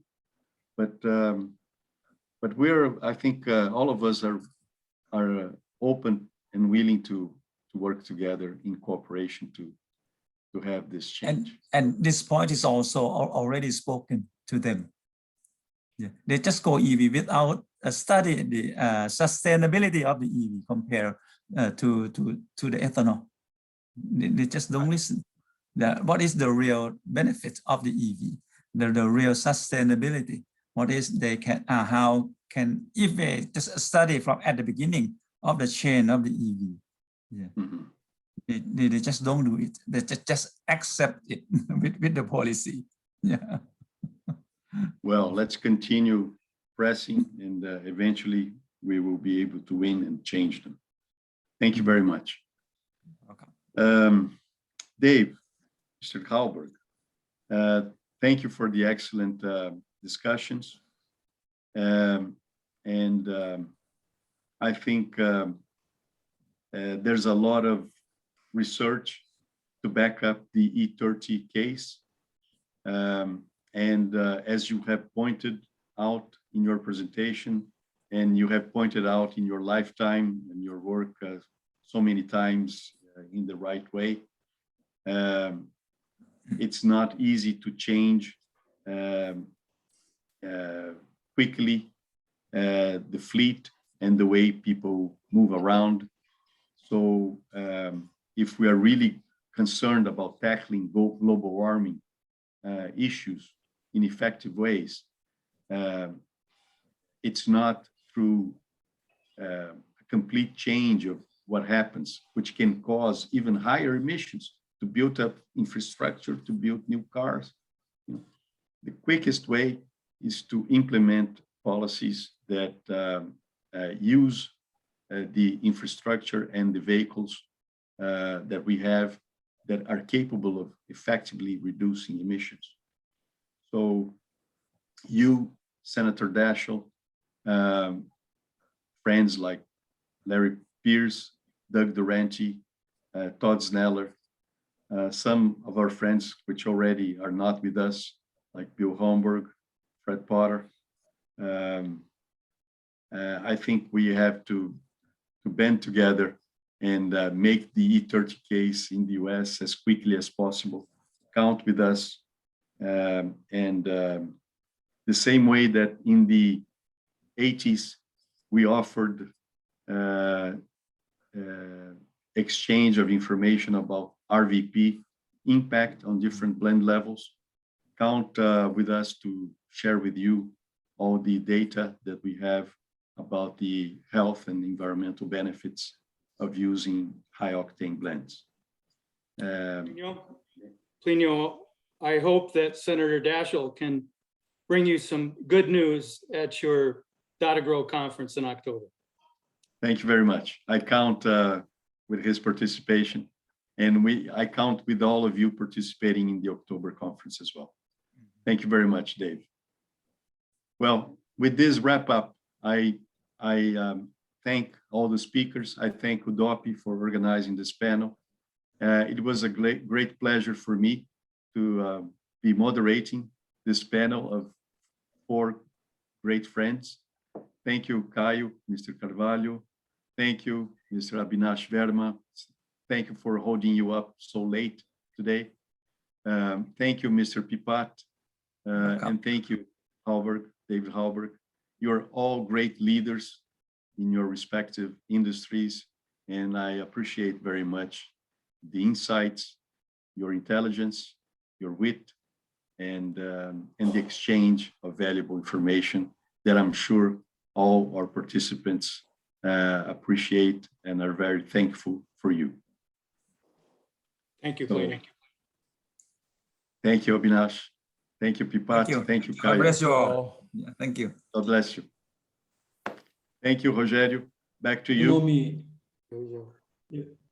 Muito obrigado, Dr. Plínio, muito obrigado a todos. Em nome da diretoria da UDOP, eu gostaria imensamente de agradecer uma vez mais a participação, o aceite nesse painel, que foi riquíssimo para todos nós. Nós realizamos esse congresso já há 14 anos, e esse congresso, esse ano, então, desde o ano passado, né, estamos realizando virtualmente, 100% virtual, e ele se estende até o próximo dia 20 de agosto, com duas lives diárias, né? 2 painéis diários, sempre às 10 e às 14 horas, com assuntos técnicos. Então, gostaríamos de agradecer, uma vez mais, né, ao Dr. Plínio Nastari, por ter aceitado, para nós, uma grande honra de tê-lo aqui conosco, né, moderando esse painel. Agradecer também ao Dr. Caio, nosso diretor aqui na UDOP, também presidente da Canaplan. Muito obrigado, Dr. Caio, pela brilhante apresentação da visão do Brasil. Ao Dr. David também, trazendo essa visão dos Estados Unidos, importante, né? Então, é uma visão tão apurada, né? E também ao Dr. Verma e ao Dr. Pipat, né? Nossos representantes da Ásia, né? Da Índia e da Tailândia, que muito contribuíram. Muito obrigado, né? Eu sei que aí já é bem tarde da noite, então gostaríamos de agradecer, né? Essa imensa oportunidade de tê-los ouvido aqui, né? Agradecer a todos que nos assistiram, tanto aqui pelo Zoom, como também pelo canal da UDOP no YouTube, e dizer que essa palestra vai estar disponível nas 2 versões, em português e em inglês, né? Esse painel vai estar disponível no nosso canal do YouTube da TV UDOP. Muito obrigado, então. Nosso agradecimento especial também ao Flávio Castellari, né? Ao nosso braço internacional, né? O APLA, braço internacional da UDOP, na realização desse painel. Mais uma vez, muito obrigado. Nos vemos nos nossos próximos painéis. Lembrando que na segunda-feira da semana que vem, dia 16, às 10 horas, nós vamos ter um painel internacional também, sobre a perspectiva global do mercado de açúcar até 2030. Então, nos esperamos lá também com a participação também de alguns representantes da Ásia. Muito obrigado, um bom dia a todos, uma boa noite aí na Ásia e até o nosso próximo encontro. Forte abraço. Tchau. Thank you, Mr. Verma. Thank you, Pipat. Thank you, David. Cana é a cultura do Brasil que nunca para. As nossas histórias caminham lado a lado. E como nós, o cultivo também mudou. Não cultivamos apenas cana, cultivamos energia. Ela não está só no campo, está no dia a dia do brasileiro. No café, no pão e até na granola que dá energia para mais um dia. A energia é fundamental para a vida. Está nas ruas e nas estradas, movimentando o Brasil que vai mais longe. Ethanol, tecnologia ecológica 100% brasileira. O biodiesel que transporta o trabalhador todos os dias. É a alternativa limpa para iluminar as cidades. Energia elétrica sustentável da biomassa em favor do brasileiro. A FMC se orgulha dessa parceria. Investir em cana é investir no brasileiro. Inovamos juntos para o Brasil não parar. Onde tem cana, tem energia. Tem FMC.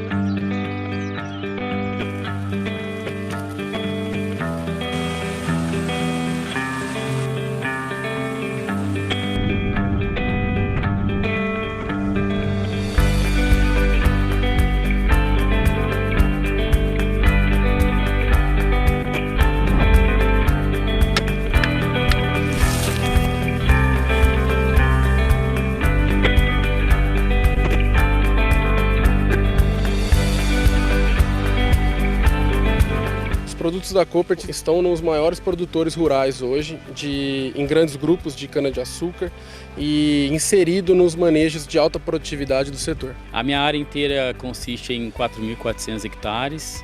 Nessa propriedade aqui, onde a gente está montando de campo aqui, demonstrando aqui o trabalho fantástico dos biológicos aí.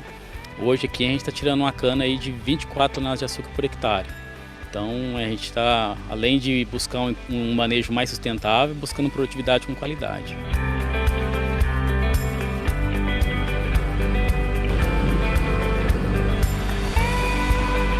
Uma produção em alta escala dá a tranquilidade que o produtor precisa para a produção agrícola dele, ou seja, contar com a empresa e a disponibilidade de produto faz todo sentido na confiança e na procedência. E a Coopert em si, ela me levou a conhecer os bastidores, mostrou um trabalho fantástico de pesquisa, desenvolvimento, formulação, e tudo aquilo que eu vi de qualidade lá que a gente está vendo aqui entregando no campo.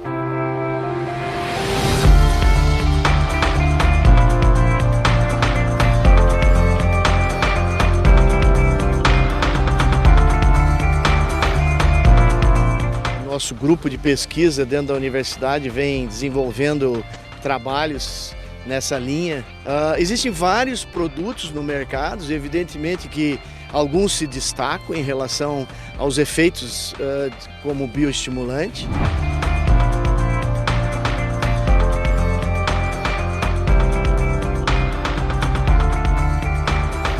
O tricodermil é um biofungicida e bionematicida de alta performance. Além do efeito de controle contra os patógenos, o tricodermil atua também como bioestimulante. O produto tricodermil é bastante interessante hoje para ser utilizado já desde o início, que também nós vamos ter aí a ação dele disponibilizando nutrientes.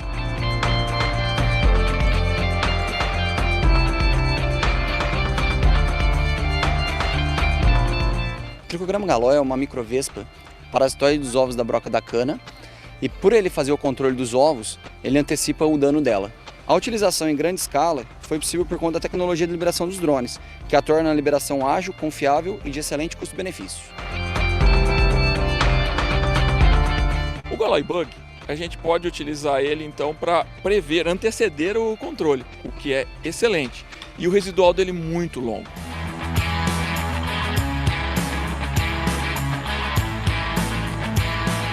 Agora, o Metarril, ele é um produto bastante interessante para controle da cigarrinha das raízes.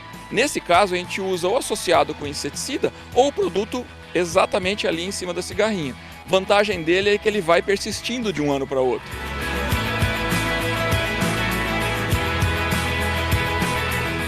Aqui nós temos um ensaio onde desse lado nós temos o tratamento com o portfólio Coopert, utilizando o tricodermil e o Rodster. Nós podemos notar aqui uma maior quantidade de perfilhos, um maior porte da cana em relação ao outro tratamento, onde nós percebemos falhas. E tudo isso devido ao efeito bioestimulante, tanto do tricodermil quanto do Rodster, que é o nosso ascophyllus, é uma alga marinha que proporciona todo um efeito bioestimulante para o canavial.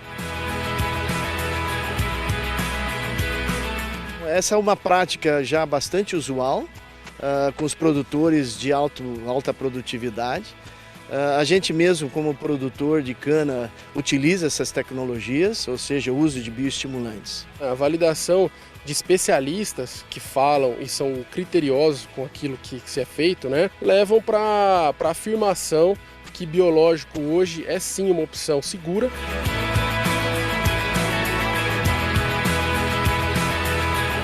Tem padrão de mercado, que tem qualidade e que está demonstrando aquilo que vocês estão vendo aqui, né? Produtividade e qualidade.